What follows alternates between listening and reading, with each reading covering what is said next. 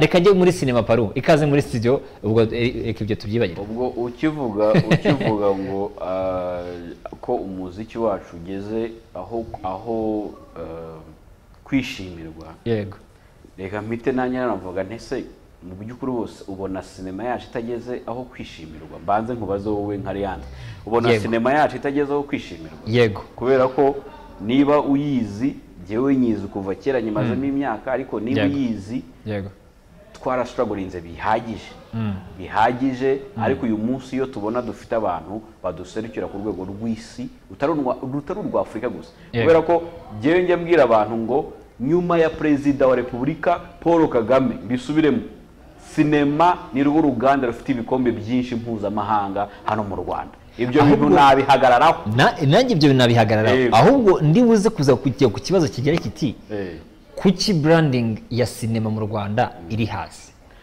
kuko uyu munsi niyo mpamvu Paul yicaye muri studio tubanze tubyumve neza uyu munsi niyo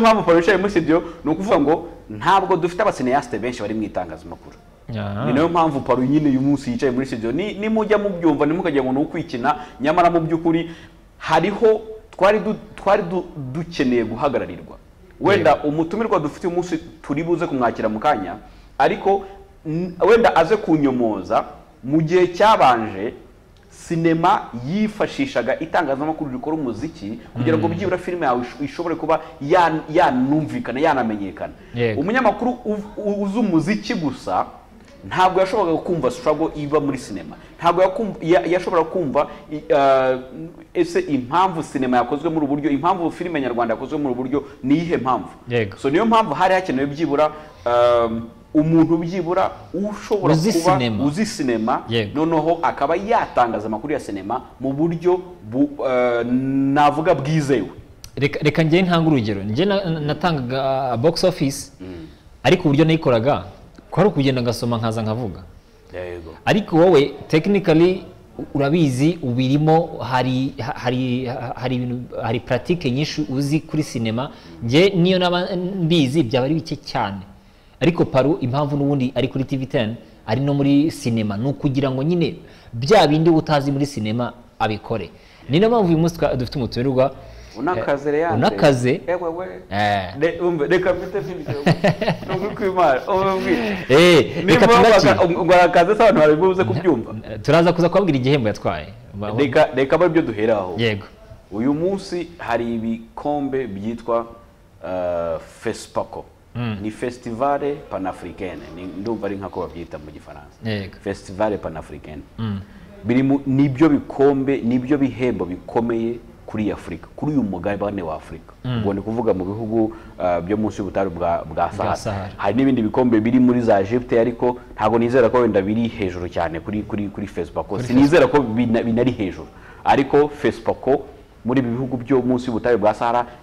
nibyo bihembo bikomeye muri Afrika uyu munsi twicaranye n'umugabo igikombe kibanza atakizanye ariko twicaranye n'umugabo ukibitse n'ukuri kw'Imana gutya urumva ajya gifata gutya nkabona aragifashe gutya agitaye mu kwaha bene nka gutya urumva ameze gutya urumva no kuvuga ngo ni umugabo ufite experience ituma ibi bikombe reka tubifate nka Oscar waza gufata Oscar ukayitwara mu kwaha gutya n'ukuri kw'Imana gutya urumva reka tubanze tumwakire yitwa Mutiganda Nkunda reka tumuhikaze kuri kamera za TV10 murakoze cyane Paru murakoze cyane TV10 na 10 Tonight ni ikiganiro nakuze numva kuri radio kuko wacu nta televiziyo twagiraga rero nishimiye kwicara hano mu kiganiro nakuze numva ariko amasunza atezura yaroze cyangwa ni bimwe byawe nabibonye ibibazo byanjye biri personnel ndaza gusa kubibaza ubwo babanze bazi bya cinema byawe none nanjye umbikira ibyanjye biri personnel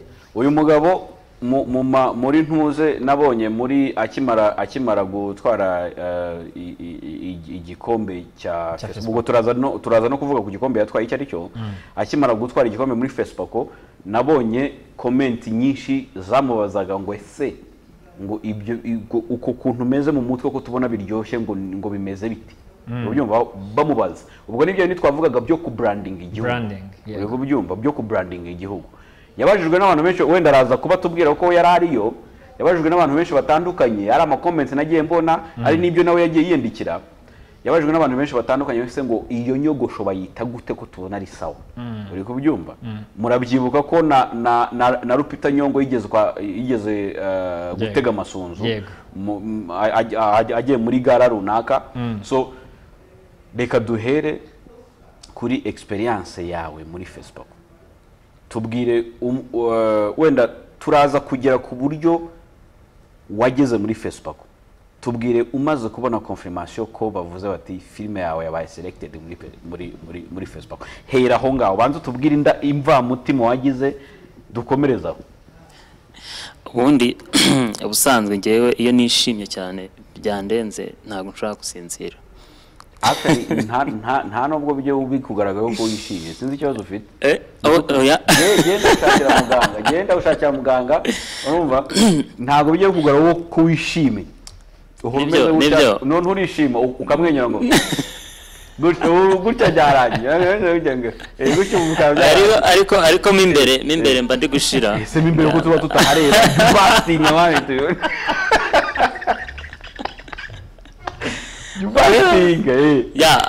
Abantu benshi barabimbwira n'abantu benshi bambwira nyine ko ngo amafoto yanjye menshi mba ntaseka ariko sinzi nyine ubwo ntago mbizi. Amafoto ya menshi ku interpreta byagora.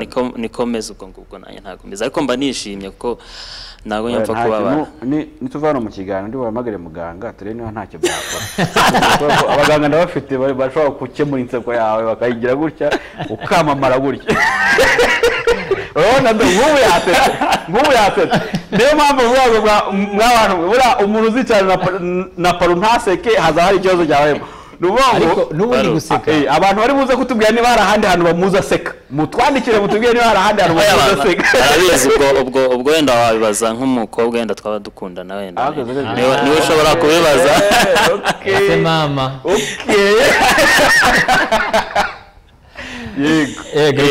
Ubwo nyine icyo gihe mbona imeri ufite reka nsubire gato mu mateka y'iyi filime ayishutinze 2017. Urumva hari hashize imyaka 4 filime itaragera kubo yagenewe kuri audience. Urumva kuva 2017 njya gutigita nshaka amafaranga yo kuyisoza, ngira amahirwe mbona abafatanya bikorwa birakunda filime turayisoza. 2019 ahita yikubitamo covid 2020 festival nyinshi zirasubikwa. Ubu mwaka hari umwaka w'ibibazo gusa. Ndi wicara ukavuga ati subundi mbereho iki ko nakoze filime kugira ngo abantu bayirebe none nashoye amafaranga utanayafite byura ngo yaryemo gake gake n'imbaraga z'abantu. Nanone usanga abantu benshi twakoranye ikipe yanjye bambazaga ibibazo buri munsi, se filime izagera kuri audience ryari. Umwana twakinishijemo afite amezi 6 muri filime bafite imyaka 4 n'umusore ariga. Akari ubwo filime igeze kuri audience yasohotse bwa mbere mu kwa 7 muri festival ya Fribourg mu Busuwisi. Iyo festival ku nshuro ya 35 yari ifite section yahariwe sinema nyarwanda nk'uruganda ruri kuzamuka cyane ku isi. Ngaho utwavuga ngo sinema nyarwanda iri ku rundi rwego abantu bagavuga ngo sinzi kuno bimeze. Urumva kugira ngo festival zo mu Busuwisi zigire agace kahariwe sinema nyarwanda gusa atari kuvuga ngo sinema nyafurika, uvuze sinema nyafurika, sinema nyarwanda nk'uruganda ruri kuzamuka cyane ku isi rwa sinema. Ubwo rero icyo gihe nabuze uko njyayo kubera ko mu kwa 7 twase tugira ya variant ya Delta ya corona. Twongera dusubira muri lockdown, process za visa ntizakunda. Noneho nyuma nza kubona message ya Facebook ko filime yanjye yabaye selected. Vete nanayibona ntago nayibonye nkaho ntago nahise nyifungura kwa kundi kuri telefone message ipoping up nka notification ndayibona ndavuga ni bya bindi ndayihorera ariko nge ntago nahise nyifungura telefone yanjye. Rero sinjya nkunda gusigamo imyanda, njya muri email ko yango nyifungure nsanga nabaye selected. Ona kwa kundi wari wanze kuyifungura. Politike za festival iyo bakohereje email bakubwira ko filime yabaye selected bakubuza kubitangaza kugeza igihe bazakora press conference bakabitangaza, ariko byarananiye kwihangana. Kwihangana byaranze, mpamagara umuntu wese ubwo aberwa bake mama ntakiriho niwe nari kugeraho bwambere. Ubwo se ni kubw'amahirwe make. Mpamagara buri muntu wese, ndetse nanakora screenshot nyishyira kuri status ya WhatsApp. Umujama wanjye umwe niwe wambwiye ati ndetse ko ugize amabwiriza ya festival yishe ntibishobora gutuma filime yabaye disqualified. Navuga ni ukuri kwihangana byanze, ntago ibintu bishoboye, ntago nakwihangana. Namaze nk'iminsi 3 kwihangana nyine, kuryama ngo nsinzire byaranze, kwa kundi ushobora kwicara mu ntebe cyangwa ukaryama ku buriri ukagarama gutya ntaza aho bivuye nkakubita agatwenge. Impamvu ni iyi, urumva Paro na Leandre, impamvu ni iyi. Fesipako ni festival ikomeye, iri mu mafestival akomeye ku isi. Donc ni festival ya mbere navuga ko ikuze muri Afrika, yatangiye muri 69, ariko kubera ko iba rimwe mu myaka 2, iyi edition yacu twari turimo ni ya 27. Urumva genda basimbuka imyaka 2. Ni festival iba ikomeye, yanashinzwe n'abantu bakomeye, kuko na Sankara ari mu bantu bayiteje imbere, kandi Sankara ni umuntu twese twemera nk'intwari ya Afrika. Ni festival yanyuzemo ibikomerezwa muri sinema nyafrika. Ni festival na n'uyu munsi na competition narindimo n'ikintu cyatumaga numva kwihangana biri kwanga, nuko narinde kumwe n'abantu nakuze mfana ndeba, kuko cyane cyane ko ari ngewe mu myaka wari mutoya muri competition yose, ndetse no muri carrière mu bikwi nge wari mutoya mu myaka no muri carrière. Rero iyo yari insinzi ya mbere, navuze nti ndatsinze, ya filime yacu iratsinze kuba selected muri Facebook. Ubwo by'umwihariko noneho bikaba nuko Facebook ubundi iba mu kwa 2, ariko noneho kubera kwa 2 hari muri corona, bari barayisubitse bayimurira mu kwa 10 kugira ngo abantu bazabashe kuyitabira mu buryo buri physical, izabe physical. Ndavuga nti noneho nagenda kubera iyi filime nkayisangira n'abantu. Ntabwo nabona reka mite nkubaza, Fesipako ni umunyarwanda wa mbere witwaye? Oya, si uwa mbere, ntabwo ari uwa mbere, kubera ko na Joel yatwaye igihembo cy'umwaka. Yego, yatwaye igihembo cy'umwaka kuri filime ya Mercy of the Jungle. Yatwaye igihembo cy'umwaka, actually nicyo gihembo kiba gikomeye icyo gihe muri Fesipako, nacyo cyatashye mu Rwanda. Nuko wenda icyo gihe bitatangajwe, ariko ntabwo ari umunyarwanda, kuko no muri festival iheze abanyarwanda tuzi bari 2 bagitwaye, ariko bashobora kutubwira niba hari abandi bari kumwe. Ikibazo cyane cyagira gakiti, urumva ni ibintu bikomeye, ni ibintu bihesha branding u Rwanda, ni ibintu nyine bikomeye. Ibyo bintu kuki abasineaste benshi batabikora? Kuki iyo branding y'u Rwanda idashyirwamo umuhate kugira ngo tubone ibindi bikomeye, tukabona abantu bakeya kandi dufite ubushobozi? Niba koko muri Swiss barashyizeho parti igenewe sinema nyarwanda, urumva nisaba cyane. Kuki rero abanyarwanda badashamadukira kuba bakora ibyo bintu? Urakoze, iki kibazo ni cyiza. Hari ikintu Paro yahereyeho kare avuga ngo kugira ngo sinema izamuke, nanagushimira ko wafashe ya mbere avuga uti ngiye kuvuga sinema, kuko Paro tuziranye kuva kera za 2014 dukora filime, ariko aravuga ati ngiye gukora sinema, gutanga no kurya sinema. Icyo gihe nanjye narandikaga, nari umunyamakuru ku Nyarwanda, nandika amakuru ya sinema.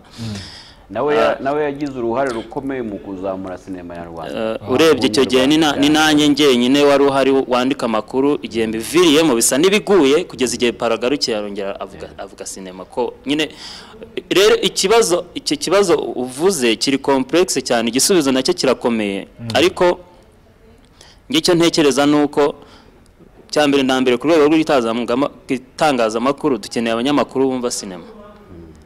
No ku rwego rw'ubuyobozi rwa politike dukeneye abanyapolitike bumva sinema, bashobora kumva akamaro kayo bwa mbere na mbere. Kuko iyo urebye akenshi usanga mu nzego zishinzwe kuvugira sinema kenshi haba harimo abantu batumva sinema, kandi sinema ni uruganda rukomeye kuba waruvuga utaruzi. Harimo imirimo myinshi mu muziki ho ni urugero, ntago ngiye gupfobya umuziki na nawe ukunda Edari nanakuze numva nzaho umusani wabura gusoza ukubita kapera ugahita ukubita kapera ka script yawe hano hano bakumira Riderman melody yavugaga yakuze yumva, nanjye nakuze mufana mwumva mwinterpreta kera karakanyuzemo. Urumva rero umuziki ufite itangazamakuru rikomeye by'abantu bawumva, bamwe na bamwe banawunyuzemo, ariko sinema ho ku rundi ruhande ntabahari. Ntabwo ari uko ntago abantu bakora sinema banayigeza ku rwego mpuzamahanga bakiri bake ubungubu, bamaze kuba benshi cyane. Ko Paru mukanya yaje kubivuga ko nyuma ya president wacu sinema niyo twavuga ifite ibikombe byinshi, niyo twajya muri statistique kabisa. Kandi biragaragara statistique zirahari, uretse umukuru w'igihugu President Paul Kagame niwe wenyine ufite ibikombe byinshi muri iki gihugu, nyuma ye hahita haza sinema. Ubwo ndi kuvuga ibikombe biri mpuzamahanga, nyuma ye hahita haza sinema. Nubara ibikombe umuziki wakuye hanze, umuziki w'u Rwanda wakuye hanze y'u Rwanda biri mpuzamahanga, birabarika. Football yo nta nacyo ubanza, football muyihaganira fana football, ariko football yo ubanza nta nacyo, sibyo? Football nta nacyo. No kuvuga ngo rero sinema niyo ifite ibikombe byinshi, kuko ndizera na Clementine dusabe jambo nawe afite igikombe, ari igikombe yavanye Facebook kuri short film. Urumva tumaze kugira abanyarwanda barenga batatu bafite ibikombe bya Facebook, bafite erega Facebook reka tuyifate nka Oscar ya Afrika, sibyo? Nuvuga ngo niba dufite abanyarwanda barenga batatu bashobora kuba bafite ibikombe bya Facebook, cyangwa kane, reka dufate kuko wamugani Oscar ni awards ntago ari festival, reka dufate nka kane. Niba dufite ibikombe birenga bitatu biri muri iki gihugu bikomeye muri Afrika, tukaba dufite n'ibindi bikombe wenda bitari ibya Afrika biva ku wundi mugabane, kuko nk'ubu wenda icyo kibazo naribuze kukikubaza, ariko nka Gahigiri mwajyanye muri Facebook, n'uyu munsi aracyari muri festival, n'uyu munsi twaravuganye ubwo duheruka kuvugana, yambwiraga ko ataragaruka mu Rwanda akiri muri festival. Ahubwo Paru nahise ngira ikibazo kigira kiti, wenda Mutigana araza kuza kumfasha, ni ukuvuga ngo hari abantu reka mvuge ngo hari sinema ngiye ko mbibona, hari uburyo bwa sinema butandukanye, reka mvuge mu Rwanda nihe dutandukanyiriza filme cyangwa se sinema ya festival, ni nahe dutandukanyiriza sinema yo gucuruza. Impamvu bamwe barakora filme bahita bajyana kuri YouTube, mu gihe wowe wahoze ushaka kugira ngo byibura ubone ko hari aho wamenera ikaba yakwaguka nyine ikaba ikindi kintu. Izo filme ntabwo hazabamo challenge. Bamwe barashaka ibyo guhita bacuruza kuri YouTube, abandi barashaka none byo ku rwego mpuzamahanga. Nta challenge zabamo. Iyo ku rwego rw'uko abantu batumva akamaro k'ibyo bintu byombi, hagiye habaho intambara nyinshi. Bamwe bita ngo turabo hanze, abandi ngo nabo mu gikari. Iyo ntambara yabaye ngira ngo pararayizi kugeza igihe nicyo twitaga igikari, ni za mafilme yo kuri DVD yavuyeho. Hanyuma nyuma haza kuza iyi platform ya YouTube, ama production ameze nka aragaruka. Ariko ari filme zijya ku rwego mpuzamahanga, ari na filme zicuruzwa ku isoko riri lokale, izo filme zombi ziba zikenewe mu ruhe rwego. Nk'ubu ngubu audience yacu ikeneye filme konsoma, yego, ikeneye na entertainment. Kandi wenda ngiye mu buryo buri technique mo gatoya, uravuga ngo umuntu arashutinga agahita ashyira kuri YouTube. Rimwe na rimwe hari igihe na karite iyo filme yaba mu myandikire, yaba muri kamera, yaba muri editing, atigeze abyitaho kuko ashaka amafaranga nyine. Ariko nabwo ntabwo ari bibi, kuko biba biri guhereza abanyarwanda inkuru, kandi urabizi abanyarwanda dukunda inkuru.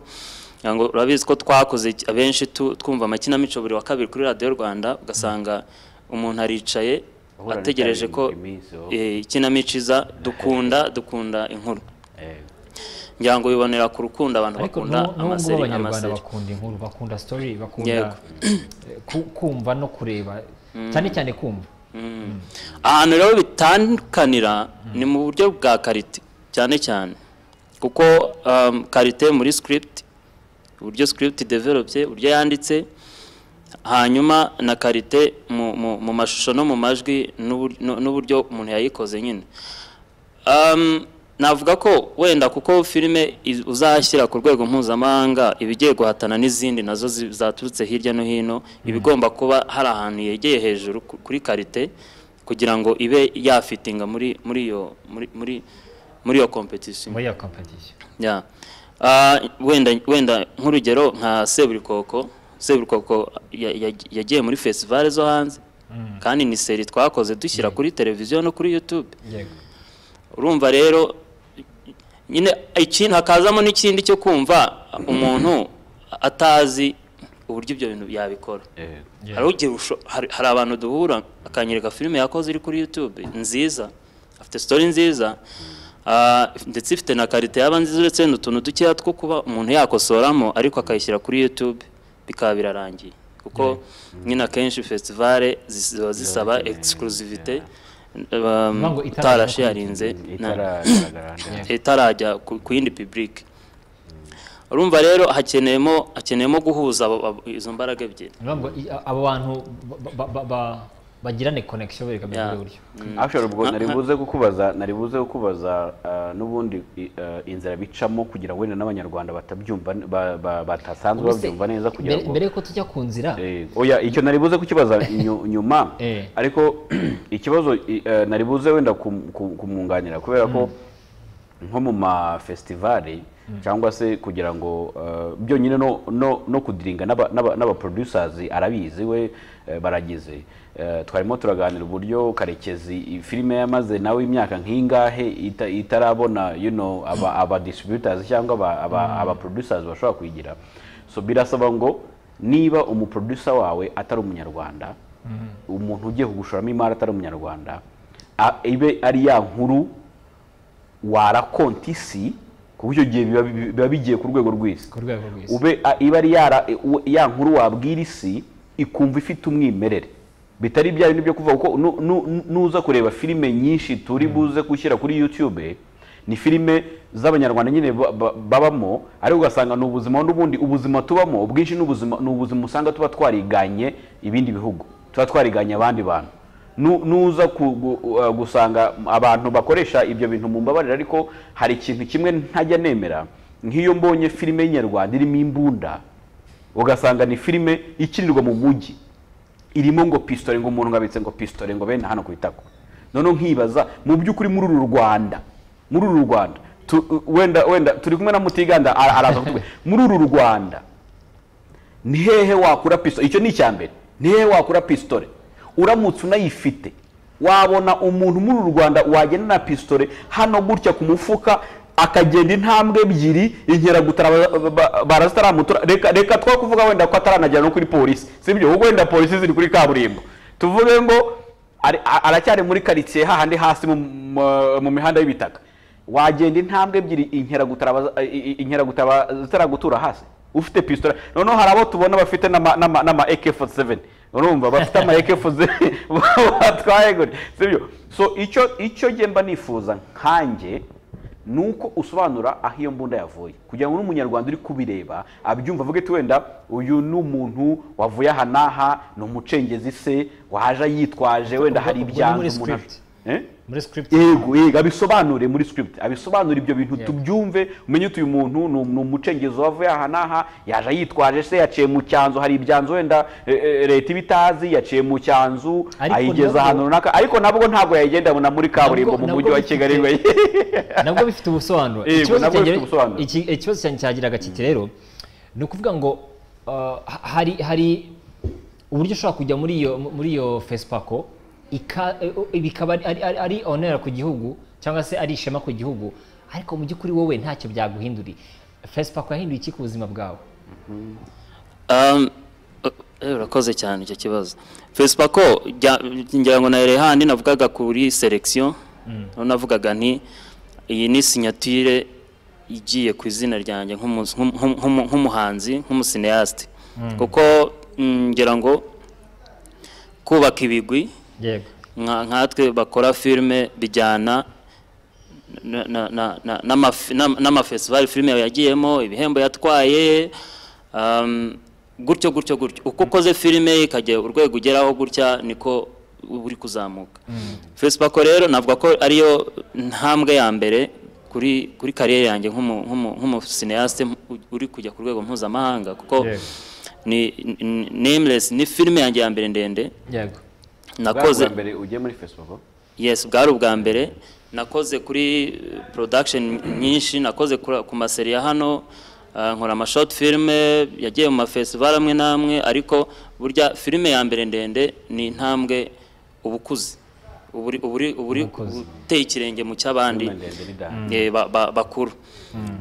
Mbere ya mbere kuba selection ya Fespaco navuze nti iyi ni V ona kwa kundi kuri social media kaka kana akantu kagiye ku izina ryanjye nk'umusineaste, kuko icyo gihe bakimara gupublia selection nagize abantu benshi baranyandikiraga bambaza kuko nk'urugero nkanjye urabizi kumwe bavuga mu cyongereza bavuga ngo ikira a kid from nowhere. Wenda hano hari project nakozeho zizwi, ariko ku rwego mpuzamahanga I was a kid from nowhere. Nta muntu umwe wari warigeze yumva izina ryanjye, kuko iyi filime ni project nishutingiye, ntabwo yigeze ica mu macano. Project zimwe na zimwe zinyuramo ngo ushatse amafaranga ya development abantu barayimenye itaranakorwa n'ibiki. Ni project nabyutse mpamagara abantu tujye kuri set dushutinge, ahubwo nsigara nyine nzenguruka nshaka amafaranga yo gusoza editing nuko nabona abantu bayigura distribution. Urumva rero selection ya Fespaco hari abantu benshi cyane twamenyanye. Hari n'abantu twahuraga ndi Fespaco, uretse iyi nyogosho yanjye benshi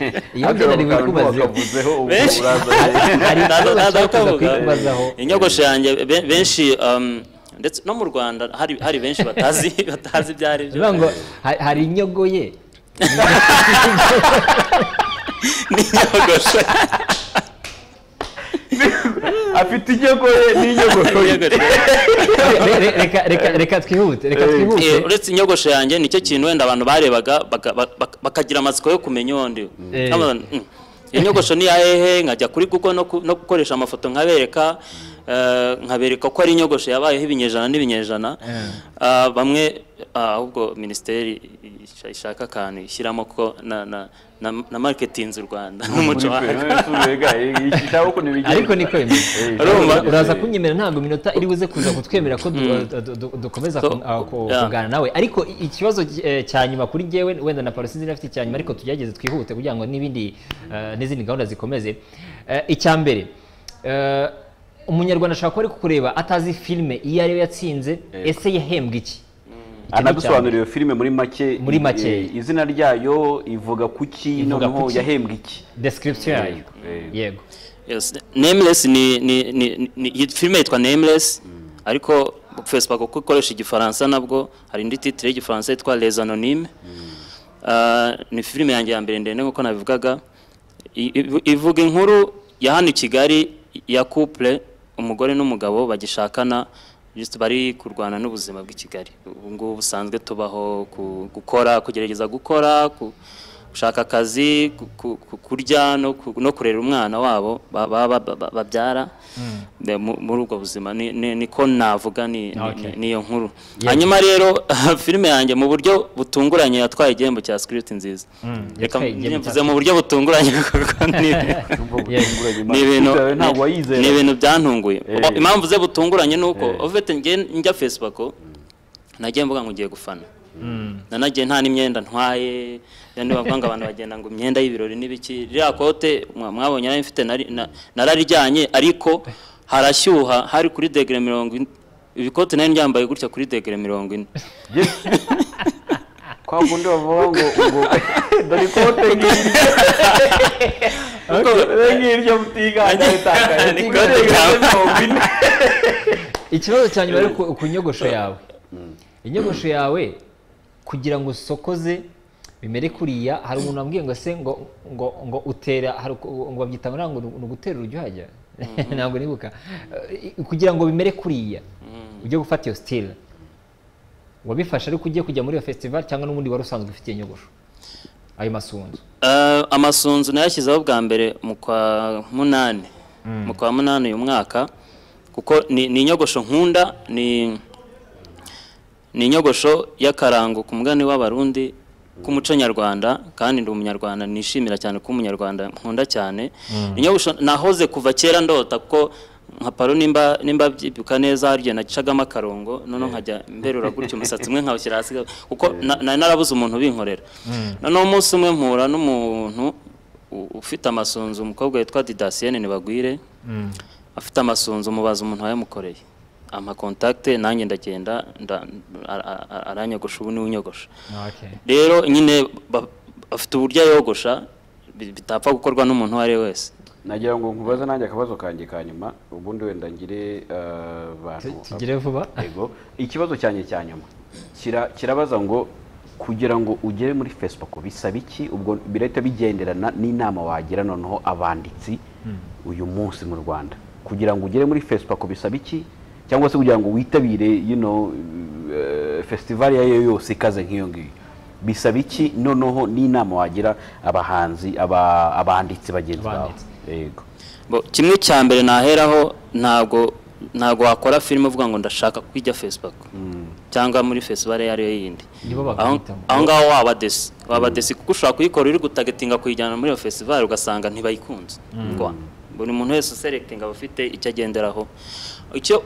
aho bihera no gukora inkuru filime kuvuye ku mutima ugashyiraho ubumenyi n'ubushobozi bwawe bwose n'abantu bawe hose mugafatanya mugakora iyo filime hanyuma uyisoje nibwo umenya uti ndayishyirayo rero kugira ngo ugere muri festival ni ibintu byoroshye haba hari amaformulaire online hari ama deadline aba yashyizweho no gukurikirana amakuru ngira ngo Paro urabizi kuva cyera nkiri umunyamakuru nakurikiranaga amakuru cyane kugira ngo byorohe rero ukaprayinga baragufata kugira ngo byorohe wenda n'iminota itaza kuza kudufata wabwira abantu imbuga nkoranyambaga zawe noneho ukeneye ko ushaka kumufasha no kumuhereza guidance ukaba wamufasha hari abantu benshi bashobora kwifuza nyine niba ushobora kuba wabafasha akavuga ati nshaka ko byibura jyewe nkwereka ibihangano ndi gukora ungira inama mbwira ukuntu twabikora wababwira imbuga nkoranyambaga zawe noneho kugira ngo wenda babe bakwandikira cyangwa bakubaza ibibazo runaka